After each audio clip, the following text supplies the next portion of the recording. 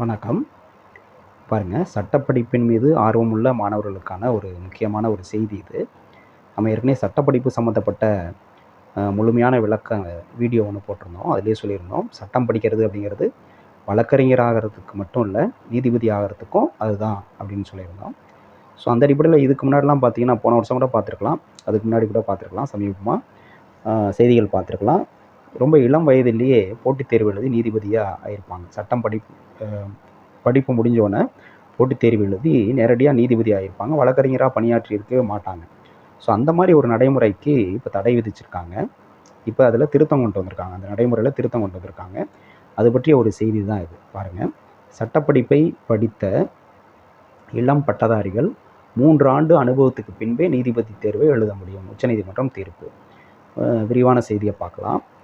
பாருங்கள், சட்டப்படிப்பை முடித்தவர்கள் குறைந்தது 3 ஆண்டுகள் வழக்கறிஞராக பணியாற்றிய பின்பே நீதித்துறை தேர்வுகளை எழுத முடியும் என உச்சநீதிமன்றம் தீர்ப்பளித்துள்ளது.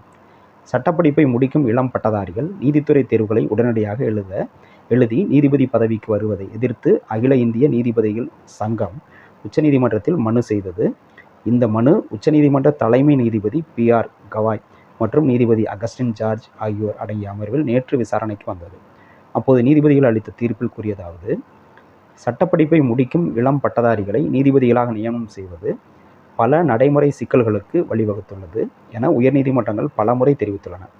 நீதித்துறை திறன்களை உறுதி செய்வதில் அவர்களுக்கு நீதிமன்றத்தில் நடைமுறை அனுபவம் அவசியம். அதனால் அவர்கள் நீதிமன்றத்தில் குறைந்தபட்சம் 3 ஆண்டுகள் வழக்கறிஞர்களாக பணியாற்றிய பின்பே கீழ்நிலை சிவில் நீதிபதி பதவிகளுக்கான நீதித்துறை தேர்வுகளை எழுத வேண்டும் என்பது கட்டாயமாக்கப்படுகிறது. இவ்வாறு நீதிபதிகள் தங்கள் தீர்ப்பில் தெரிவித்துள்ளனர். தீர்ப்பின் முழு விவரம் இன்னும் வெளியாகவில்லை. இதுதான் அந்த செய்தி. ஓகே, நன்றி.